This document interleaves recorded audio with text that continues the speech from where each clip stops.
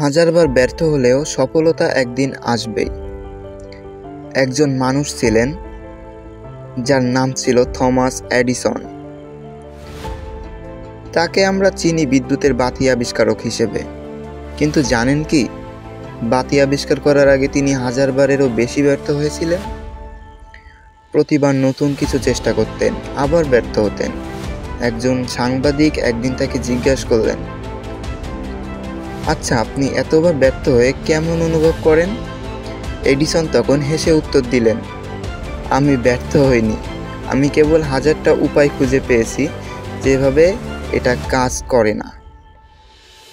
এই আত্মবিশ্বাস, এই ধৈর্য আর একাগ্রতাই একদিন তাকে সফলতার আলো এনে দিয়েছে। আজ পৃথিবীর প্রতিটি ঘর আলোকিত তার সে আবিষ্কারে। ব্যর্থতা মানে শেষ নয়, ব্যর্থতা মানে শেখার আরেকটা সুযোগ। তুমি যদি হাল না ছাড়ো, একদিন তোমার সফলতাও আসবেই।